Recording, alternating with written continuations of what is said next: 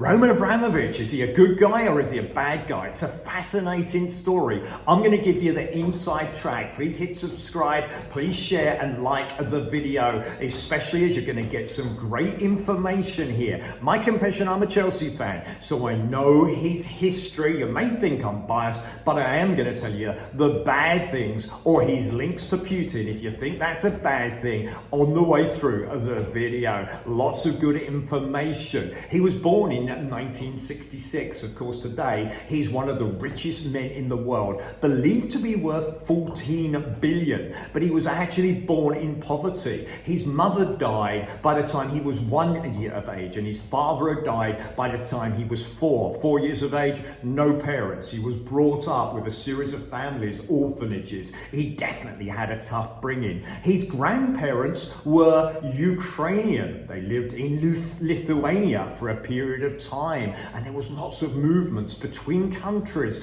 for him and his family at a young age. He certainly had that tough upbringing, but he as himself, once he'd finished his military service, he became a trader, a street trader. He was a mechanic at one stage. He sold illegal cigarettes, counterfeit cigarettes. In other words, he was importing cigarettes into Russia, selling them and buying them at inexpensive prices, and then built a business and built some money behind him, working all the hours that were there to be able to earn some money.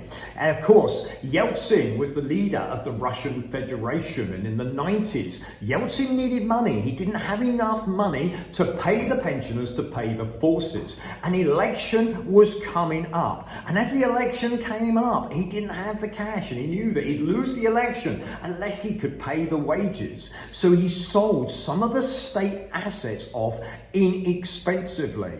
One of the people that took advantage and bought state assets at cut prices was, of course, Roman Abramovich. And you say, okay, that gives him an advantage. He bought them off cheap. Okay, yes, it does. But you can look at his career, you'll see that he can run businesses. He can run businesses, he can choose people around him that make those businesses successful. Of course, he's been involved in the gas industry, the oil industry, and indeed the aluminium industry. There's no doubt he was a street trader, and of course, he is a man that just naturally likes to do deals. If you look at his career, then you'll see he's somebody that is a person that does deals. He's a classic businessman. He was the governor of Chechnya, if I pronounced that correctly. And whilst he was the governor of an impoverished area of Russia, he invested personally over $1 billion. He took the average monthly wage from 100 sterling per month to 500 per month in just a period of 6 years. In fact, everything he's turned his mind to, he's been successful. When Yeltsin was stepping aside, it said that, he advised Yeltsin to appoint Vladimir Putin and actually encourage Putin to become the leader. So he has a link. In fact, when Putin became the prime minister, it is said that Abramovich was the person that did the interviews to help Putin build his team. So does he have the ear of the Russian President Putin? Well, right now, we'd say with everything that's going on in the world, maybe nobody has the ear of Putin. But certainly in the early days, there were connections to Putin, and he helped Putin establish himself as a leader. Of course, the argument would be that he's linked to Putin. My argument would be, certainly in the early days he was. That doesn't mean that he's still linked to Putin. Of course, he's had the fallout with the UK government. They didn't grant the visa for him. He then took a citizenship in Israel. He is Jewish by descent, and of course has spent lots of money to charity. He's given massive amounts to Jewish foundations to help people. He also supported the NHS. He was one of the people that gave money to the NHS when COVID hit. In fact, he actually gave the facilities of the Chelsea Hotel to the NHS to help the nurses and help the doctors deal with the crisis. You certainly couldn't criticize him for the things that he's done. And of course, if you look at Chelsea, you'll see that in 19 seasons, they've won 19 trophies. And that man, he seems to know when to get rid of a manager and appoint another manager. You look at his success record and he seems to take the manager out, but actually appoint another one that comes in, takes over and does even better.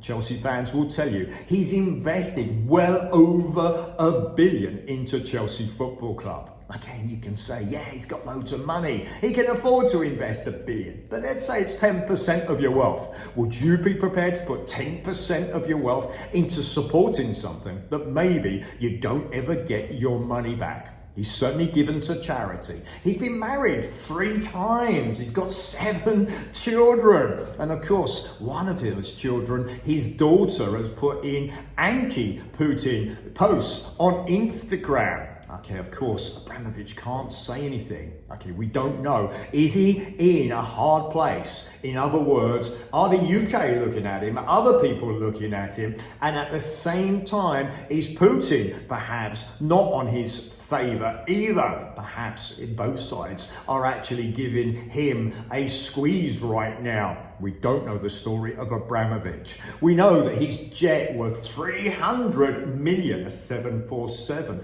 was moved from Nice to Russia the day before the invasion. Okay, you could say that's suspicious. But then on the other hand, I put a video out on the same day talking about what was going to happen and actually what would happen in the stock market. In other words, although we can say perhaps he knew about the invasion, well, actually, it was fairly obvious at that stage it was going to happen. And at that stage, he moved his asset before perhaps it was seized and put it into Russia. Should he be sanctioned? Should he be in a situation because he's Russian and was originally linked to Putin? Is he still linked to Putin? And does that mean he should have his assets that obviously he's built up over years? Should they be seized? Should anybody be worth 14 billion? Of course, he's got some massive yachts. He's been super successful with his businesses.